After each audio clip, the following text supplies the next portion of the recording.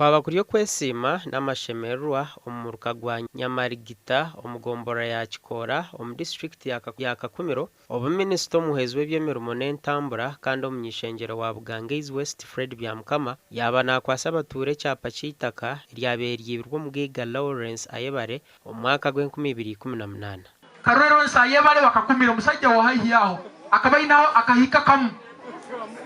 akahika oyatere ekyalo kyona yajja kwibaki ate ekyapa kyanyukirunkine bakakiturukya ebibe kwezi 11 omwezi gwa 5 2018.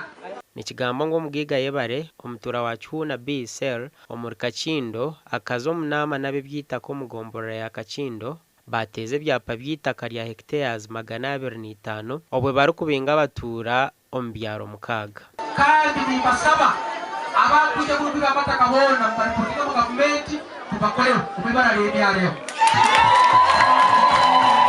ati kati kuli Kikwaya Kakindo Naruweyo Birembo tuletaka lya absentee landlords letaka lya Abaganda batere ebyapa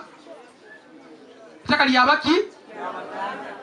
gavumenti president mzee yagamba mulete ebyapa babigule babigabira abataka abandi Abaganda bakabiremera bakozereki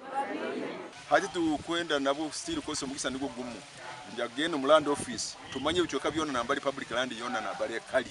abantu abayikada public land tubamanyise basobole kutunga ebyapa byabo.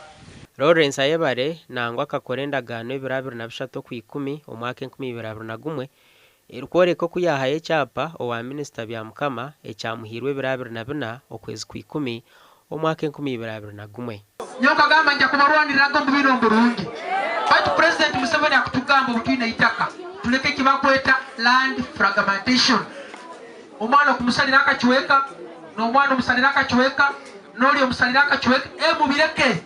Abatura barumu Abdalla Kamuhanda na Aisha Alinitwe baja nkwizire mu byo byapa ebyo kukora nko kuhinga bikacumbagira. Owabire nayenda kuhinga hika nkishatu z'omwani akagira obwoba hati nabasa kuba inemwe ninga yabira linzireho deno wabire nanda kuruga kabale ngo ayishe kunuya ahibenishe bali na wakagira ubwoba